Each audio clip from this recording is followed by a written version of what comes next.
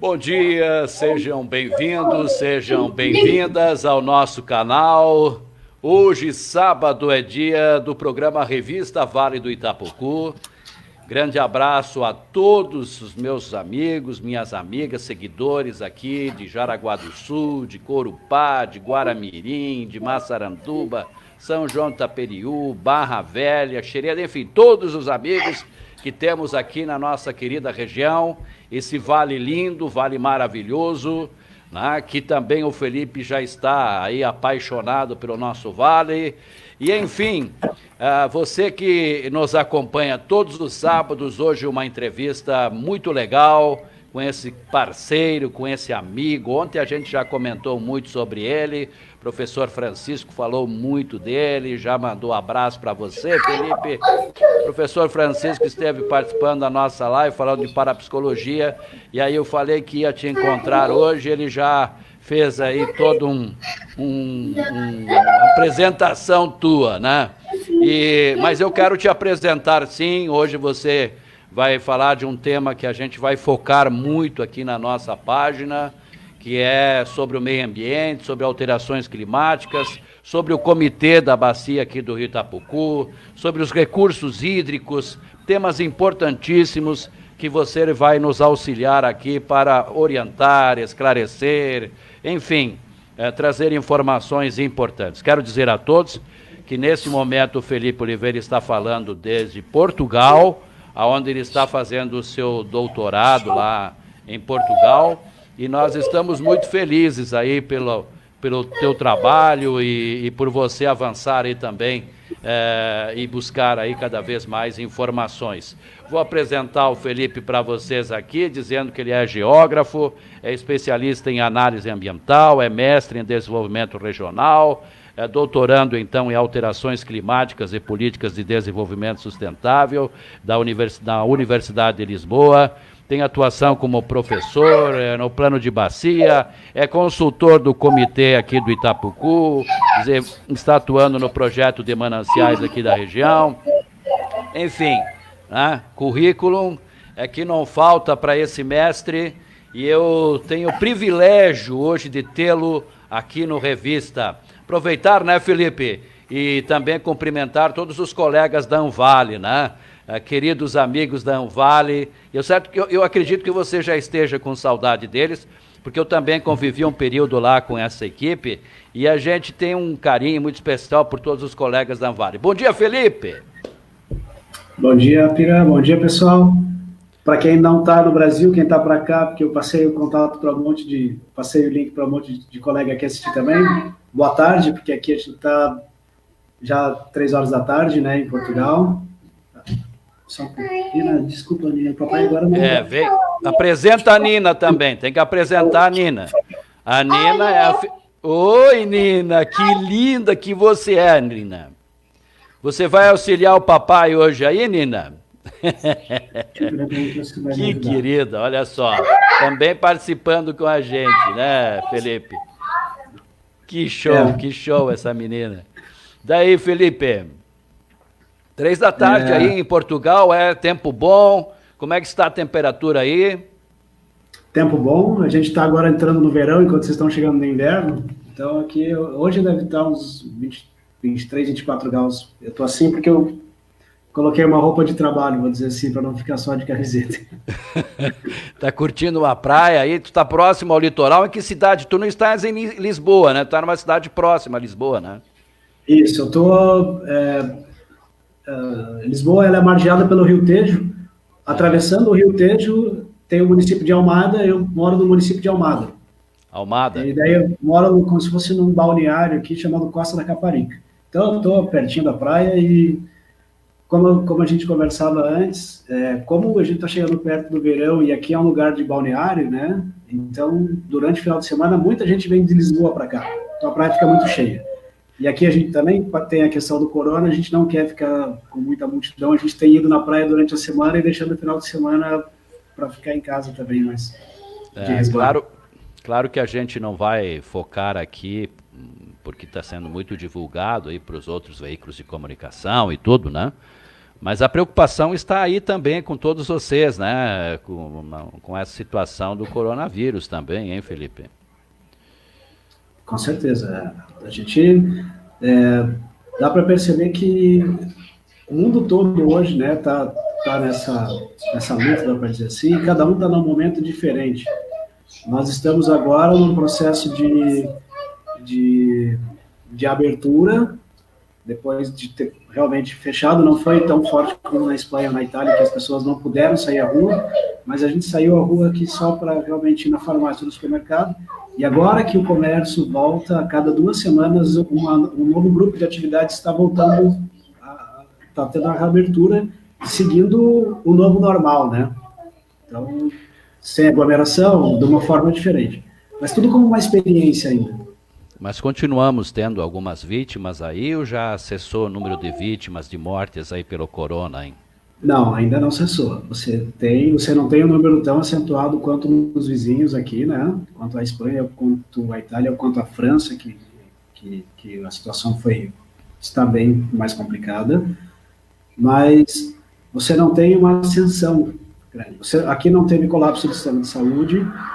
Eu acompanho no jornal todo dia, então eu vejo que tem focos que de vez em quando surgem novos. Por exemplo, nesse novo momento de abertura, a região de Lisboa e a grande Lisboa, ela tem uma forma de abrir que está sendo diferente de outros locais. As restrições na grande Lisboa são maiores, porque você tem uma concentração maior de pessoas. Então tem esse cuidado aqui, pelo menos a gente percebe a vida, a economia, vamos dizer assim, vai ter que girar, as coisas vão ter que abrir, mas você não vai poder abrir como foi antes, porque é o que a gente percebe, o que a gente vê, né? Esse vírus está aí, ele vai continuar por aí e você não pode voltar e deixar todo mundo se contaminar com ele, porque senão a tragédia já está anunciada, não vai poder ser dessa forma. As escolas estão abrindo de forma devagar, não são todos os alunos que estão voltando para a aula. Eu sei que o ensino médio, que não é o caso, né, é pequenininho para isso, o ensino médio vai voltar de uma forma um pouco diferente, porque eles têm a questão lá do vestibular deles aqui. A creche, que seria a idade da Nina, volta na segunda-feira, com horário reduzido. Tem todo um planejamento que está sendo feito em cima. Minha amiga Patrícia já está participando e diz que a tua criança é muito linda. Realmente, a Nina é muito linda. Então, Felipe, você está aí desde outubro, né? Foi uma questão... minhas aulas começaram em setembro, por uma questão de visto. Eu quis vir para cá como visto todo em dia, né? Não quis vir para cá como turista e buscar o visto depois, até porque como Portugal estava sendo um destino muito procurado, muita gente vinha fazer isso e acabava sobrecarregando o sistema de imigração deles aqui. Então, eu saí do Brasil com visto, isso atrasou em umas 2 semanas a minha vinda para cá. Então, as minhas aulas começaram em setembro, eu cheguei no comecinho de outubro. Vim aqui, fiz as aulas em outubro e voltei para o Brasil no final do ano. E voltei para cá em janeiro de novo. E aí, você projetou, quer dizer, você tem planejado isso, você tem o doutorado aí em Lisboa, né? Você projetou, quer dizer, isso estava dentro do teu projeto de especialização na área em que você atua. E esse teu doutorado, hoje temos em Lisboa, não temos no Brasil, né? Não, a minha formação é em geografia, então essa área acaba entrando também dentro da geografia. Eu poderia, por exemplo, fazer um doutorado com alguma coisa parecida em alguma universidade brasileira. Poderia fazer, por exemplo, na UFSC, ou na UFPE, ou na USP, né? Buscando uma universidade pública, porque eu já estou pagando ela por meu imposto, não vou ter um gasto a mais. Mas por que eu resolvi, né? Por que nós aqui, eu digo nós, a minha família resolveu vir para cá? Porque se eu for vou fazer um doutorado dentro do Brasil, eu vou ter que viajar para fazer ele. O meu mestrado eu fiz em Blumenau, foi ótimo, ali na FURB, né, em desenvolvimento regional, professores muito capacitados, excepcionais, mas pensando em dar um passo maior e buscar um grande centro, eu teria que sair de Jaraguá. Então, pensando, já que eu vou ter que viajar ou para São Paulo, ou Porto Alegre, ou Florianópolis, ou Curitiba para fazer um doutorado, por que não oportunizar fazer isso realmente fora. Né? Então, vou buscar um centro mundial até para fazer isso. Então, em termos de custo, não tem muita diferença fazer aqui ou fazer ali? Né? O custo aqui na Europa para a universidade ela é mais barato que no Brasil. Até tem que rever agora com essa questão do valor da moeda, mas aqui você paga o semestre um valor... Eu estava fazendo um comparativo, eu pagaria... enquanto você paga talvez 3 meses de uma faculdade no Brasil, eu pago, sei lá, quase 1 ano de faculdade aqui. Então legal, essa pequena introdução, até para que a gente fique aguardando aqui as pessoas que estão entrando no canal, estão começando a acessar, daqui a pouco certamente o pessoal vai fazer perguntas para o Felipe. Fiquem à vontade aí, agradeço muito aí já as participações, quem está nos assistindo. Vamos entrar no tema, que é alterações climáticas e perspectivas na bacia do Itapocu. O Felipe, há poucos dias, palestrou aqui para um grupo de pessoas que são do comitê da bacia do Itapocu e também alguns colegas, enfim, que atuam, técnicos, falou sobre esse tema em uma palestra que ele promoveu e nós, entendendo ser um tema muito importante para levar para a população aqui da região, não só aqui da região, mas do estado, enfim, quem nos acompanha, nós então fizemos esse convite e o Felipe se colocou à disposição. De novo, te agradeço por isso. Muito bem, vamos começar então exatamente sobre essas alterações e que você está focando no teu doutorado, que é essas alterações climáticas, Felipe. Ok. Acho muito bacana você fazer a citação do comitê, Pira, porque essa palestra que a gente fez, que eu fiz para eles no começo do mês agora, dia 7, se eu não me engano, ela vem já numa sequência de ações que o comitê vem promovendo já há tempo sobre a temática ambiental. Então, assisti já algumas palestras, por exemplo, do professor Juarez Almonte, que foi meu orientador do mestrado, falando sobre alterações climáticas, sobre paleoclima e sobre como é que Santa Catarina está sofrendo com essas ações. O meu mestrado foi em desenvolvimento regional, estudando a bacia do Itapocu. No dia a dia, a gente discutia os assuntos relacionados à bacia. Então, a ideia foi, já tendo uma ideia, né, já tendo um conhecimento de que estão ocorrendo alterações climáticas, pensar o que essas alterações, elas ocorrendo, né, com a ocorrência delas, primeiro entender quais serão essas alterações e o que isso causa na bacia do Itapocu. Então, para entender um pouquinho de alteração climática, a gente precisa só pensar no que é o clima, né? E para entender o clima, a gente tem que ter na cabeça que o clima vai ser uma interação entre oceano, atmosfera, a parte da Terra, que a gente chama de litosfera, a biosfera, que é toda a vida que está dentro do planeta, e a criosfera, que são as partes de gelo do nosso planeta. Tudo isso, em interação, vai formar o clima que a gente tem no planeta. Lembrando que o grande motor desse clima, ele não está dentro do planeta, ele está fora, que é o Sol, que está jogando energia a todo momento para o planeta Terra. Fala-se muito, quando a gente trata de alteração climática, num fenômeno que a gente conhece como aquecimento global. E o aquecimento global é um fenômeno natural que faz com que a temperatura do planeta, que faz com que a energia solar fique retida no planeta, né, e com isso a gente tem o desenvolvimento, a condição do planeta como ele tem hoje. A grande questão é, o efeito estufa sendo natural, né, ele permitiu que a vida se desenvolvesse dessa forma que a gente tem hoje. O que acontece hoje é que, de acordo com os estudos, as atividades humanas estão levando, né, a que esse efeito estufa ele se intensifique. E intensificando o efeito estufa, você tem um aumento da temperatura. De forma rápida, não vou me estender muito nessa parte tão técnica, né? Então, eles fizeram os estudos, eles descobriram, então, eles conseguem hoje contar quanto de CO2 você tem na atmosfera e perceberam que essa quantidade de CO2, ela é Só um pouquinho, desculpa, Nina. Com licença um pouquinho, Fred. Ela é... A Nina agita, né? Ela não é fraca, não. Continua, por favor, Felipe.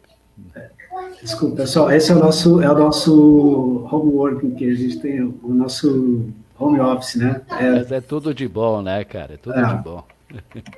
Então, assim, os estudos mostram que você tem hoje uma quantidade maior de CO2 na atmosfera, que é o gás do efeito estufa, que é o dióxido de carbono, maior do que você tinha há 800 mil anos. Né? Então, a gente tem, pelo menos, há quase 1 milhão de anos atrás. Os dados que a gente tem com a medição, né, eles começaram em 1960, mais ou menos, e os dados que você tem anterior a isso, eles foram feitos, uma das formas é por meio de extração de gelo dos polos, ou de geleiras, e lá desse gelo você pega, imagina que você pega um cilindro de gelo, né, de uma geleira, e nesse cilindro de gelo você tem um monte de bolinha de ar que tem os gases que ficaram presos ali. E ali você consegue fazer a contagem de quanto CO2 você tinha em cada um dos momentos, né? Então, a constatação é que hoje a gente tem muito mais CO2 do que tinha há 800 mil anos. Se a gente cruzar os dados de CO2 com temperatura, você vê que as curvas desses gráficos, elas se aproximam. Então, propõe-se ali, então, os cientistas colocam que você tem uma relação direta entre a quantidade de dióxido de carbono na atmosfera com a temperatura, né, atmosférica do planeta. Se fosse só isso, não teria problema. Se ele só está ficando quente, né, qual que é o problema disso? O problema é que o planeta ele estava no equilíbrio. E esse aumento de energia que a gente joga dentro desse sistema, ele está tornando esse equilíbrio não mais equilíbrio, está causando uma perturbação, ele está causando um desequilíbrio nesse sistema. E essa perturbação é que a gente já sente, né? A gente já está sentindo em todo o sistema climático aí, essas perturbações que começam a afetar aí não só, começa a afetar o mundo, começa a afetar o Brasil e a nossa região, partindo já aqui para a nossa região, as alterações, né, que isso está proporcionando no clima, até mesmo a nível regional aqui, né? Isso. Antes de citar essas perturbações, só para ter um dado que é importante em relação ao Brasil, se eu me estender muito, você me cobre de novo para falar das perturbações. Não, mas é importante que se coloque esses dados para as pessoas entenderem melhor sobre todo um universo que nós estamos vivendo aí com essas alterações, né? Isso. A grande parte do CO2 que se joga na atmosfera hoje, se considerando o mundo, é um CO2 que vem de queima de combustível fóssil, seja queima de petróleo ou carvão, né? E para que você usa esse petróleo ou esse carvão? Se usa para gerar energia. Eu não digo só gerar energia do motor do carro que está em funcionamento, mas é gerar energia realmente numa usina para você gerar energia, eletricidade, né? Então, boa parte desse CO2 que está indo para a atmosfera hoje, que está causando essa perturbação, está vindo da queima desses combustíveis. No Brasil, existem dados que contam por país, né, quanto o país está contribuindo para esse CO2.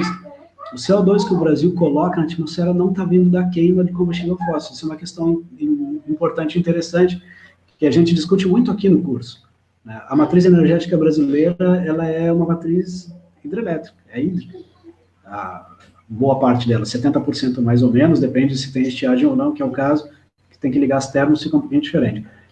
Mas a contribuição do Brasil com a geração de CO2 não é por meio de geração de energia, é por meio da mudança do uso do solo. Nós temos um país com uma vasta floresta, com inúmeros biomas, não só a floresta amazônica, mas todos os biomas têm o seu papel na fixação do CO2 também. Então, por exemplo, quando eu transformo uma área, vou pegar o exemplo do cerrado, que era cerrado antes, com uma vegetação própria, e eu transformo essa área numa área agricultável, eu estou fazendo o quê? Eu estou pegando todo o carbono que estava absorvido por aquela vegetação e naquele solo, estou jogando ele para a atmosfera de novo. Então, a geração de CO2 do Brasil, a contribuição de CO2 do Brasil, ela é muito maior na mudança do uso do solo, principalmente com a alteração do uso do solo para a agricultura, não dizendo que a agricultura não é importante, porque ela é, mas da forma que ela está sendo feita, muitas vezes, ela está causando danos também, está trazendo impacto no país de uma forma global. Em relação, como você tinha comentado, do que a gente vem percebendo já dessas alterações, de forma global, o que a gente percebe? Aumento de eventos extremos. Aonde estava nevando, aonde neva está nevando mais muitas vezes. Você tem aumentos de eventos de seca, você tem aumento de eventos de chuva em excesso, né? Nós tivemos em primeira década do ano 2000, um evento que nunca tinha sido registrado antes, que foi o furacão Catarina, um ciclone extratropical que atingiu a costa do Rio Grande do Sul e de Santa Catarina. Então, você tem essa perturbação do sistema sendo observada com esses eventos. Ontem à noite, eu estava fazendo uma entrevista com um grupo de pesquisa da Universidade de São Paulo, com um professor da Universidade Federal do Paraná, e da mesma forma que Santa Catarina hoje está com uma estiagem brutal, Paraná também está, e ele coloca que eles já estão colocando aquela como a pior estiagem da história do estado. E já também a discussão isso se demonstra, né, se coloca como um dos efeitos das alterações climáticas que nós estamos sentindo. Nós vamos entrar muito nessa questão dessa estiagem que estamos vivendo. Estamos vivendo aí uma preocupação grande que é com relação às ressacas, o mar atingindo aí algumas residências aqui no litoral, né? Isso certamente faz parte destas alterações que a gente observa no dia a dia, né? Enfim, dando sequência aí sobre essa situação das perturbações, mais apontamentos podem ser feitos, não é isso, Felipe? Desculpa, cortei. Ainda falando sobre essas perturbações, mais situações podem ser mostradas aí e levadas para a população e para as pessoas que estão nos acompanhando. Sim. Além desses casos que eu coloquei ali, né, você tem uma maior quantidade de furacões, períodos de estiagem maiores, você tem eventos com chuva extrema maiores nevascas aonde você tem neve. É importante perceber que as alterações climáticas ela não está ligada com apenas o aquecimento global. As alterações se apresentam de formas diferentes, né, na superfície, no globo. A alteração climática tem a ver com o extremo. Então, você tem uma intensificação de fenômenos que antes eram incomuns, eles vão passar a ser mais comuns. E como a sociedade não está acostumada a isso, né, vai causar desconforto. Isso vai causar também uma perturbação da forma que a gente vive. Um que você citou e que eu acabei não citando é o aumento do nível do mar, que muita gente não percebe que ele acontece, porque as primeiras previsões que foram feitas falavam que ele seria muito maior do que ele está se apresentando hoje. Também muita gente confunde o aumento do nível do mar quando se fala que vai subir 50 centímetros, 1 metro, achando que vai vir um tsunami, uma onda de 1, 2, 3, 4, 5 metros para cima das pessoas. E não é dessa forma que esse aumento do nível do mar ele se apresenta. Mas, por exemplo, se você tem um aumento do nível do mar mesmo que pequeno, o que você consegue sentir muito com isso? É que as marés altas estão mais altas. Você tem, aliado a isso ali, um evento de ressaca com mais intensidade, e isso a gente tem percebido com uma recorrência muito maior. As ressacas no litoral de Santa Catarina, elas estão acontecendo com muito mais frequência. Pega a Barra Velha, por exemplo, pelo menos 3 vezes por ano você tem um evento de ressaca que está prejudicando construções, prejudicando muitas vezes ruas e assim por diante. Isso a gente já coloca como consequência das alterações climáticas. E a partir daí, você citou aí a questão do manuseio aí na área da agricultura. Claro que é preciso que se esclareça bem essa situação quanto ao uso do solo, ao uso dos recursos hídricos. E isso é fundamental a gente realmente esclarecer. Tu acreditas que o quê? Falta orientação ou, de certa forma, é uma cultura já de que o recurso está aí e é para ser usado, hein, Felipe? Falta a última, essa é uma cultura de... É uma cultura, as pessoas estão acostumadas com isso? Né? Sim. Ou você entende que é a falta de orientação? eu acho que é uma questão cultural, porque a informação hoje ela está disponível, né? Eu digo até pelo momento que eu tive o prazer de trabalhar junto com o comitê e dentro da Vale, que nós fizemos inúmeros eventos diretamente com quem trabalha com agricultura, com quem trabalha com o meio ambiente, disponível para a sociedade, e a informação a gente percebe conversando com as pessoas que ela existe.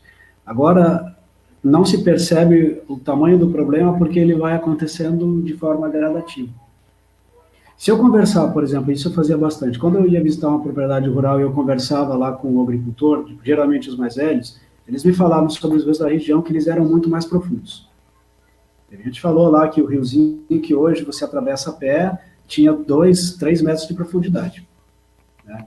Só que hoje o rio está com 50 ou menos centímetros de profundidade. Então você teve uma mudança ali em 40 anos, que ela foi acontecendo de forma devagar, mas ela aconteceu. Como ela foi acontecendo de uma forma gradativa, não se deu muita bola para ela. Agora o que tem que fazer é, nós sabemos o que tem que ser feito para resolver. A primeira coisa é colocar todo mundo na mesa e discutir e debater. Uma questão da água é um recurso que é, por lei, garantido o uso múltiplo, então essa água tem que estar disponível a todos aqueles atores ali. Só que a lei também fala que ela tem que estar, em primeiro lugar, disponível para... No caso de falta d'água, como é que a gente vai resolver isso? Não adianta as pessoas pensarem que a água está ali disponível para sempre, porque ela não está. Ainda mais na bacia de Itapucu. Os dados do plano de bacia trazem isso, né, que a gente tem uma falsa impressão que a região ela é rica em água, vamos dizer assim, e ela não é. É uma questão cultural hoje, cara. Ouviram, pessoal? É uma falsa impressão. Bem, a questão é clara, né? As consequências já estão aí. Já estão aí. Isso. A estiagem está aí. Às vezes, né, se observa mudanças drásticas na temperatura e também... eu nunca vi isso, nunca me deparei com essa situação. As alterações estão acontecendo e aí é por isso que é preciso que se avalie isso tudo. E esse trabalho do comitê, ele é extremamente importante porque daí é que saem muitas informações. Eu acompanhei há pouco tempo, aliás, começou o trabalho em 2018, me parece, né? Que vocês começaram... Não, o plano ele foi divulgado em 2018. O plano foi entregue em 2018. E aí isso veio um plano estadual, né? Veio aqui para a região e foi amplamente divulgado pela Anvale. Vocês estiveram nas associações empresariais, vocês estiveram nas câmaras de vereadores, vocês levaram para os técnicos das prefeituras, falando sobre isso, sobre essas alterações, tá? E claro que a população precisa estar a par disso tudo e também foi feita uma ampla divulgação destes órgãos visitados por vocês a respeito dessa situação. A discussão precisa continuar e essas alterações estão aqui na bacia do rio Itapucu. Vamos falar sobre isso, Felipe. Certo. Vamos colocar da seguinte forma. Primeiro, tem gente que acaba não percebendo que as alterações acontecem, né? Eu sou de Curitiba, eu não sou de Jaraguá, morei em Jaraguá nos últimos 10 anos quase.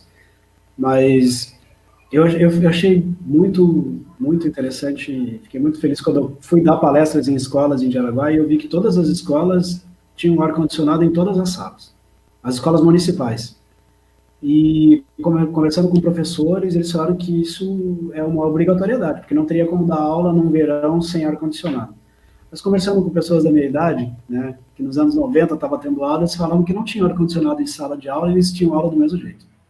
Então aí a gente percebe um aumento de temperatura já, inclusive, atuando ali na vida das pessoas, né? Então, é importante a gente perceber que essa mudança está acontecendo mesmo. Em relação o que mais a gente percebe na região quanto a isso, né? Além desse aumento de temperatura. Naturalmente, a região aí ela já sofre com questão de deslizamento e questão do rio sair da sua calha, né? O rio encher é um processo natural. O que a gente já percebe é que os eventos climáticos extremos, aí principalmente em relação ao excesso de água, estão acontecendo de forma recorrente. Numa palestra que a gente, que o comitê faz para as pessoas, eu fiz várias vezes, né? Que o comitê, uma das atuações do comitê era fazer essa palestra mostrando ou explicando como é a bacia do Itapocu e o que acontece dentro dela.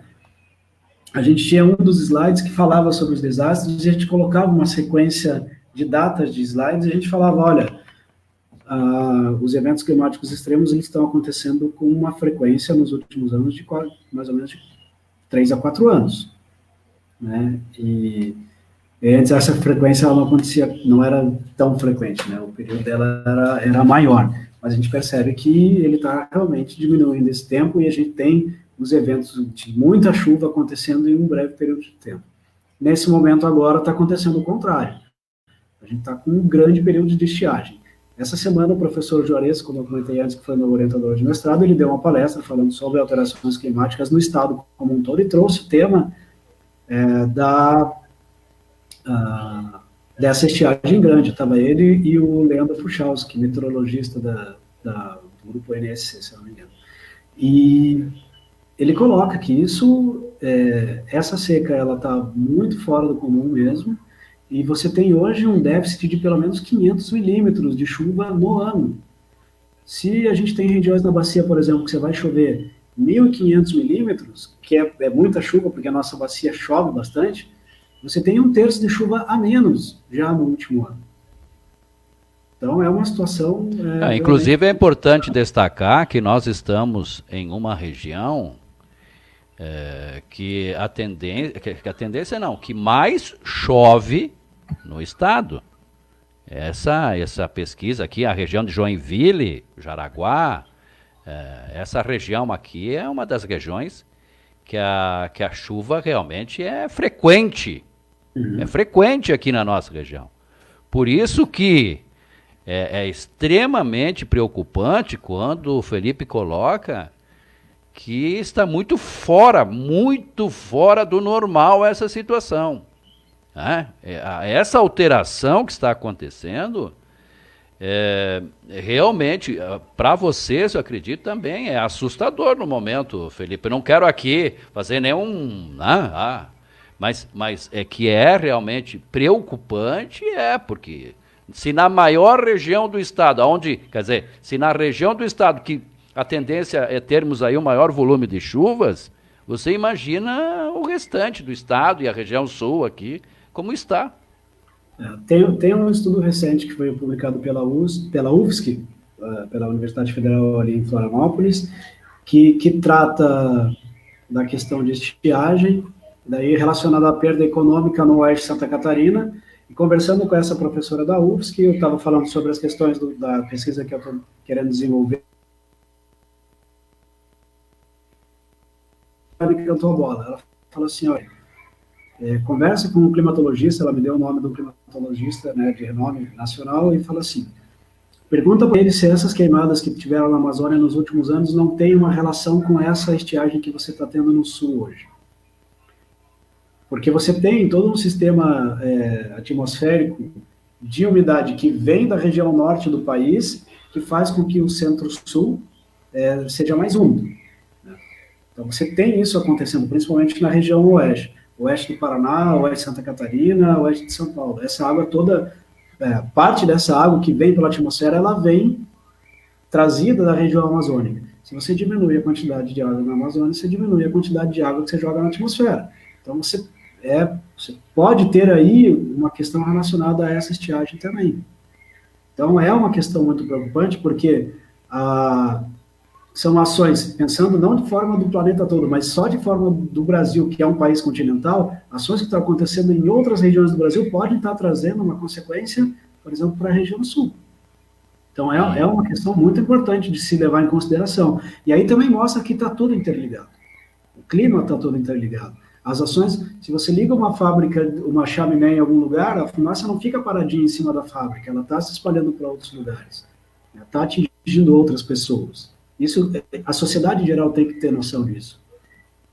Essa preocupação precisa ser levada muito a sério pelas nossas autoridades e, e dificilmente, né, e não podemos, em hipótese alguma, permitir, né, que continue esse desmatamento desenfreado na região amazônica, que vai alterar muito, sem dúvida nenhuma, o clima em todo o Brasil e no mundo, né? Porque não é por nada que chamamos a nossa Amazônia como o pulmão do mundo. Então você imagina, mexendo no pulmão aí, vai levar realmente consequências, teremos consequências gravíssimas, a começar pelo Brasil, como o próprio Felipe está colocando, mas isso vai afetar o mundo. Felipe, eu estou aqui dando uma olhada na tua palestra, né? E aí, a minha grande preocupação, enquanto tu colocas aí, que isso vai se intensificar, né? Os eventos extremos que teremos aqui na região, já estamos sofrendo direto com enchentes, estamos sofrendo direto agora com estiagem.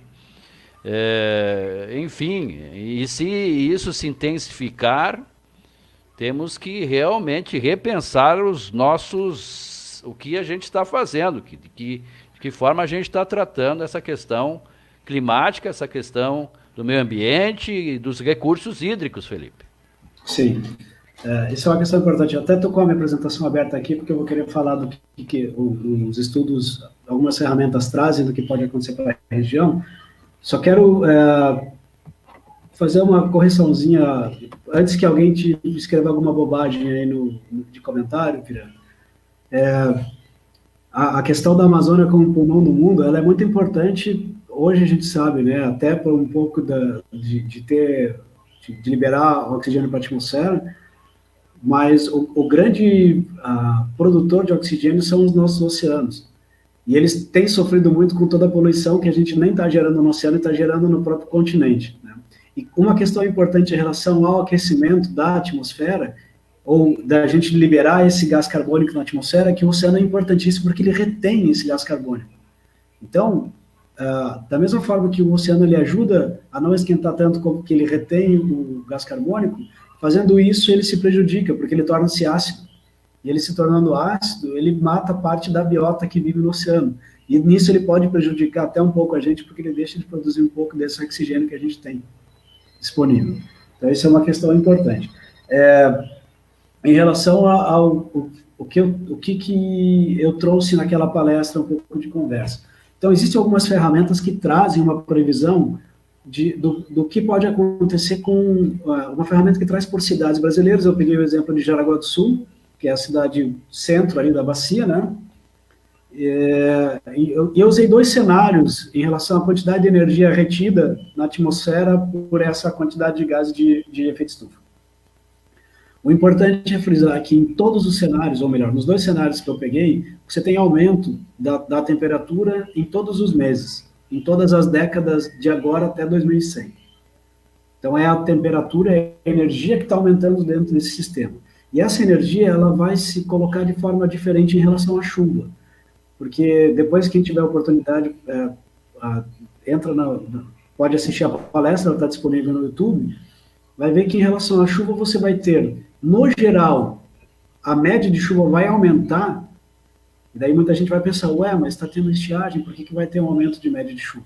Porque, no geral, vai ter um aumento de média de chuva nos últimos 100 anos, ou nos próximos 100 anos. Agora, o que a gente percebe é que nos meses mais chuvosos você tem picos maiores de chuva. E esses picos maiores querem dizer exatamente eventos com chuva mais intensa. Entretanto, nos meses menos chuvosos você tem diminuição de chuva. Então, quando, vamos dizer assim, o sistema hídrico já está mais estressado porque tem menos água disponível, você tem uma menor quantidade de chuva também. E isso pode gerar um transtorno, um estresse muito maior. Na palestra eu fiz alguns cruzamentos de dados, por exemplo, de mapas, com possibilidades do que pode acontecer.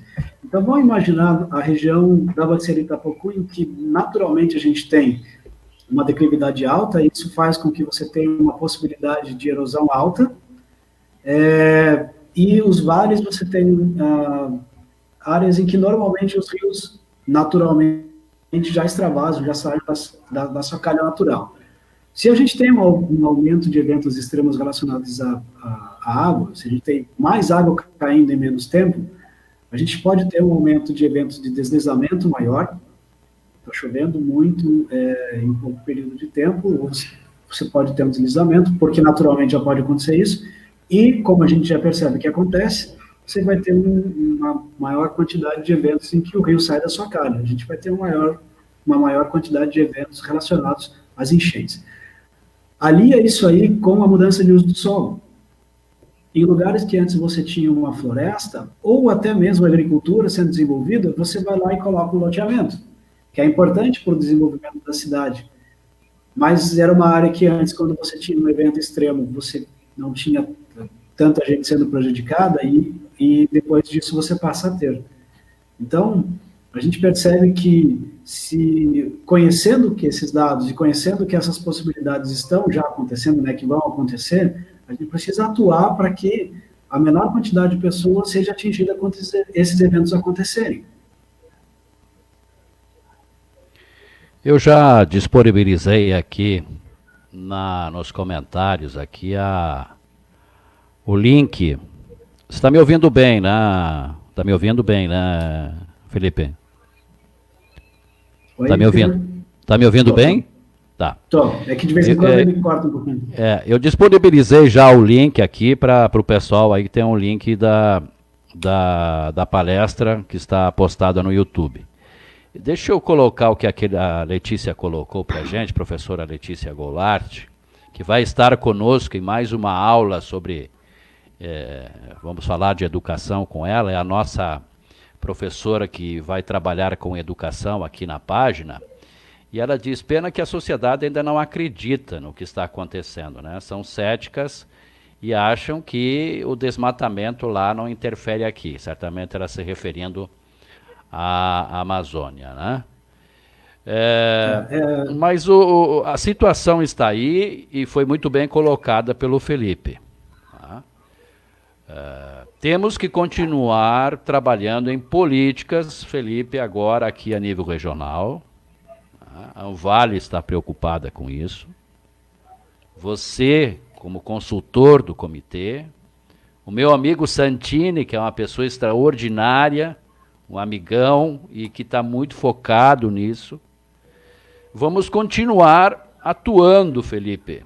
E quais os próximos passos agora? Você vem daí ou daqui? A gente vai começar a levar novamente orientações para técnicos, enfim, as pessoas ligadas a desenvolver novas políticas e de orientação para a população e para a classe produtiva, Felipe?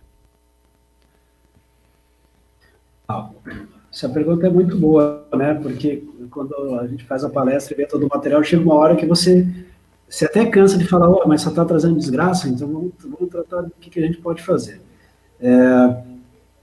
O comitê hoje, né? Quando eu saí para vir fazer o doutorado, vamos dizer assim, hoje eu sou um consultor voluntário, né?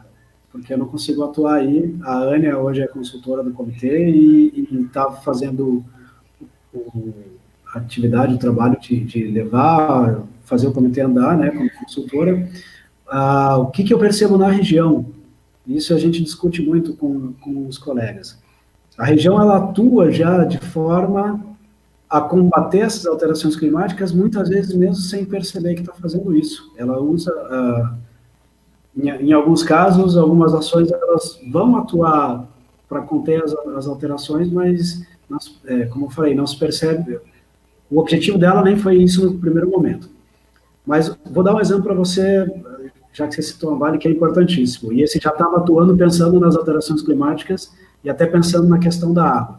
O projeto Mananciais, que a Vale desenvolve, é um projeto que busca exatamente isso, como agora se vive um problema de escassez. É um projeto que a gente busca plantar árvore, recuperar a floresta para ter disponibilidade hídrica. Né? Um projeto que foi pioneiro na região. O SAMAI depois fez um projeto ali da Mata Ciliar, que é importantíssimo também, dentro da área urbana, você fazer isso. Você tem várias ações acontecendo dentro da bacia, né, com os municípios atuando, levando isso a acontecer. Mas o que pode fazer, né? Vou te dar um exemplo do que eu vejo aqui, que a discussão ela está mais desenvolvida até. Aqui em Portugal, eu vim conhecer uma iniciativa chamada Adapta Clima Portugal. E como é que ela aconteceu? A academia, então as universidades, teve financiamento da União Europeia, porque sem financiamento você não faz nada, mas o que eles fizeram? Eles juntaram um grupo de pesquisadores e criaram uma estratégia de adaptação para diversos municípios portugueses. Eles pegaram em diversas regiões do país alguns municípios que seriam municípios polos e desenvolveram estratégias de adaptação. E esses municípios polos, eles serviriam como multiplicadores. Então, os municípios no entorno poderiam utilizar a mesma adaptação, a mesma estratégia, ou levar os seus técnicos e a sua sociedade civil para esses locais para aprender, para adaptar os seus próprios municípios. A iniciativa deu certo em alguns lugares, em outros ela ficou parada, porque isso já faz uns 4, 5 anos, mas é uma coisa que pode ser feita aí. Né? A discussão de alteração climática, ela já vinha acontecendo, mas, como a própria professora falou, ela acaba não tendo força. Porque hoje, infelizmente, no Brasil, você vive uma questão de negação da ciência. É só você ver que tem uma pesquisa que fala que tem 10 milhões de brasileiros que acreditam que a Terra é plana. Então, como é que você vai falar de alteração climática para, né, uma quantidade tão grande de pessoas? Isso torna-se complicado. Mas essa pauta, ela está cada vez mais forte. Uma outra questão que é importantíssima, que até conversando com o pessoal, eu faço na minha culpa, que eu não acreditava que fosse tão importante, que são os Objetivos do Desenvolvimento Sustentável, que são os ODS. Eu via, estando aí, que os ODS eram só como se fosse uma campanha feita para a empresa colocar lá no seu relatório para entregar para os acionistas, e a gente via um monte de empresa que fazia parte, que era signatária, mas no final das contas ela quase nem cumpria. Chegando aqui, eu vejo que os ODS eles já estão bem integrados nas políticas públicas. E é uma ferramenta importantíssima, é um instrumento que realmente, se você integrar eles às políticas públicas, às ações dos grupos comprometidos, ele te dá ferramenta, ele te permite fazer uma discussão e trazer soluções, até muitas vezes, importantes em relação a isso, em relação às alterações climáticas. É uma questão muito importante. Diga. Por favor, conclua. O que eu percebo também de ações que foram interessantes que aconteceram na região nos últimos tempos, né? Porque é importante a gente valorizar questões importantes, né? Por exemplo, Jaraguá teve agora a criação dos parques, que são importantes, porque trazem a ideia maior até de só ter uma área de lazer, mas trazem a natureza para mais próximo da população. A região aí é belíssima com os morros que tem, mas o morro está fora da cidade. Aquele morro que é bonito na paisagem que você enxerga, você não está interagindo com ele direto. Os parques públicos, eles servem para isso. No caso da região que é cortada por rios, né? Quando você tem esses parques com o rio próximo, a pessoa está enxergando o rio. E ela vai ficar indignada se aquele rio está sujo. Eu recebi alguns videozinhos já da Via Verde com o rio sujo. E essa iniciativa que surgiu a partir de Jaraguá, até dá para entender por todo o recurso que o município tem, inclusive a Ambale participando de forma ativa em cima disso, tem projeto de parque para Corupá, tem projeto de parque para Massaranduba, a gente tem movimento de criação de unidades de conservação da região, a Schroeder fez a do manancial deles, a própria morraria ali do Morro da Antena, né, do Morro da Antena, Morro do Meio e o Pico de Jaraguá, tem a proposta para a criação de uma unidade de conservação ali. Tudo isso são ações que elas ajudam na adaptação às alterações climáticas. Pode ser feito mais coisas, é claro, a questão de uso do solo, a questão do transporte é importantíssima, arborização urbana, educação ambiental, a gente percebe que tem ações importantíssimas na região, como no caso do grupo de trabalho da RH6, o município de Massaranduba hoje tem uma ação importantíssima. Semana passada eu tive uma conversa com os professores de geografia da rede de Jaraguá do Sul também sobre as alterações climáticas. Tudo isso faz parte, vamos dizer assim, de uma rede muito maior. né, para ter essa questão das adaptações ou das alterações do meio ambiente sendo levada cada vez mais à frente. Precisamos fazer isso, né? Precisamos focar mais nessa questão. Estamos numa região que pensa muito em empresas, em infraestrutura, que pensa muito, né? Mas o foco também precisa estar na preservação do meio ambiente, que com isso é a preservação e respeito à vida. Respeito à vida. Eu falei nessa semana, te falei, né, que conversei com uns jovens aí, uns jovens da tua idade, falando em economia circular, colocando software à disposição de empresas, prefeituras, para que se faça uma destinação correta também dos resíduos sólidos, enfim. Muita coisa precisa ser discutida, avaliada, tem que ter, como nem você falou, precisa de financiamento para isso, precisa se investir em ciência, precisa se investir em meio ambiente, precisa sim, precisa que as pessoas falem mais sobre isso, né? Em casa, na família, na escola, em todos os locais. E eu estou muito feliz porque eu quero aqui dizer ao nosso amigo, a nossa amiga que nos acompanha na nossa página, que o Felipe, ontem, quando nós estávamos conversando para tratar sobre essa nossa entrevista, ele se colocou à disposição de trazer sempre informações para nós aqui no canal. E eu vibrei aqui na hora, porque esse é um tema, Felipe, que nós realmente precisamos fazer com que as pessoas entendam mais sobre ele. Hoje a nossa entrevista aqui seria de 40 minutos, já estamos com 50 minutos aí. Já estou te explorando aqui. Mas assim, meu irmão, eu acredito que é importante que nós façamos, né? Tenhamos aqui mais conteúdos na internet, nas redes sociais, enfim, na área da comunicação, falando sobre, destacando esse tema, Felipe. Então, é muito importante essa tua participação aqui. Espero que tenhamos aí vários encontros para a gente trazer informações para as pessoas, informações com qualidade como essa tua, agora trazendo algumas experiências aí da Europa também, de Portugal, enfim, dos países aí da Europa, para melhorarmos isso tudo, né? Proporcionando melhor qualidade de vida, é isso que a gente quer para as pessoas, é isso que a gente procura levar para as pessoas. Né? Você vê as pessoas felizes com uma via verde hoje, né? Um projeto ali que foi possível, dá para fazer em toda a extensão do rio Itapucu, essas vias verdes, nós temos espaço para isso, basta as pessoas entenderem que isso é possível e isso vai trazer um bem extraordinário para a população, Felipe. Te agradeço muito por você estar aqui hoje conosco e eu acho que é isso, né, meu irmão? É isso mesmo. Em relação à Via Verde que a gente cita agora, né, não é nada de novo se a gente for pensar. Não precisa reinventar a roda. Essas questões já existem, já são colocadas no mundo todo. E eu sei que muitas vezes o planejamento dos municípios faz, não é culpa do técnico que está lá no planejamento, mas não existe muitas vezes até a vontade política de fazer. Nesse ano agora, em março, eu estava, antes de acontecer tudo isso, da gente ficar em casa, eu estava numa saída de campo aqui em Lisboa, né? E Lisboa esse ano era para ser a capital verde da Europa e isso foi um chamariz turístico até e não vai poder usar isso porque o mundo parou, então o pessoal não pode vir conhecer a capital verde da Europa.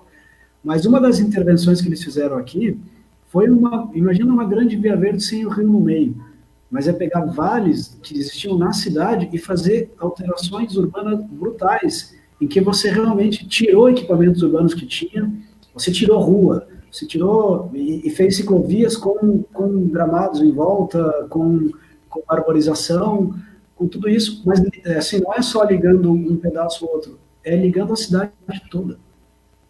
Claro, existe investimento para isso e tudo, mas é aquela coisa, o planejamento está sendo feito para as pessoas realmente mudarem a sua forma de ver, mudarem a sua vida, e a gente percebe uma melhora em qualidade de vida quando tem isso disponível.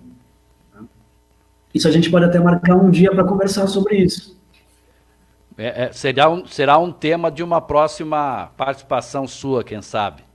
Felipe, olha, muito obrigado, cara. Não tenho palavras aqui para te agradecer. Eu não sei se era isso que a gente podia colocar nesse nosso primeiro encontro, mas eu acho que muita coisa já foi passada nesse nosso primeiro encontro. Vamos marcar mais uma conversa e vamos estabelecer alguns temas. As pessoas podem sugerir, né, Felipe? As pessoas podem fazer contato aí, mandar nos comentários o que você quer aí ouvir aí do Felipe, né? Eu quero ouvir sobre isso, sobre aquilo. Fiquem à vontade aí, obrigado a Marlise, a Marisete estão participando. Então mandem aí que a gente vai conversando com o Felipe. Também não quero atrapalhar teu doutorado aí, viu? Fiquei focado, o teu foco agora, cara, é esse doutorado aí, tá? E depois a gente pode conversar. Mas nesse período, se você viu alguma novidade aí, alguma coisa que você quiser trazer pra gente, eu vou ficar muito feliz em te colocar aqui no nosso canal pra gente falar sobre esses temas. Um grande abraço, um abraço pra Nina, pra esposa, pra todo mundo aí. Valeu, meu irmão? Tá bom, Pira, eu que agradeço. Me coloca à disposição, porque uma das questões que a gente vê que é um dos problemas é a distância entre o que a gente vê na academia e o que as pessoas recebem de informação. Então, não me atrapalha se eu puder ajudar a difundir tudo que eu aprender aqui e passar da melhor forma possível para as pessoas, é para isso que eu estou aqui também. Então, não tem problema. Só a gente marcar e o pessoal, se tiver alguma sugestão, pode colocar para você que a gente vai conversando. Então, de novo, eu que agradeço, Pirã. Se ficou alguma dúvida, pessoal, o Pirã colocou, então, como falou ali, o link para a palestra, ela tem 1 hora e pouco de conversa lá. Se eu não citei alguém em alguma das atividades que faz aí na região, desculpe, que tem tanta coisa acontecendo também, eu acabo marcando do lado, mas o que eu posso falar é que, realmente, tenho muitas saudades daí. Uma das razões para eu fazer a pesquisa pensando na Bacia Itapuã é porque me encantei com a região mesmo. Eu acho que é um oásis mesmo dentro do Brasil, e tem que continuar assim, e só vai continuar assim se as pessoas aí cuidarem do lugar como tem que ser cuidado mesmo. Mas um abraço para o professor Francisco também, que me mandou um abraço. Então, professor, eu te acompanho nas redes sociais aqui. O que precisar também, é só me mandar uma mensagem. Valeu, cara. Parabéns pelos desenhos lá para a Nina, viu? Nina lá fez o desenho também, lá os desenhos da Nina. Então tá, gente, muito obrigado, tá, gente? Muito obrigado a você que acompanhou a revista Vale do Itapucu deste sábado. Sábado que vem vamos nos encontrar de novo aqui às 11 horas. E acompanhem as nossas entrevistas. Diariamente nós temos uma entrevista importante, uma entrevista legal para vocês aqui no nosso canal, viu? Acompanhem. Segunda-feira vamos estar bombando aí com mais uma entrevista muito boa para vocês. Enfim, vão acompanhando aqui e a gente conta aí com a participação de vocês. Não esqueçam de compartilhar esse vídeo aqui com o Felipe, que vai esclarecer muita coisa para muitas pessoas ainda que estão em dúvida sobre essa questão das alterações climáticas que estamos vivendo. Assistam a palestra, né? Eu coloquei aqui já o link da palestra e acompanhem, porque realmente o tema exige de que nós realmente busquemos mais informações sobre o assunto. Grande abraço e um ótimo final de semana a todos.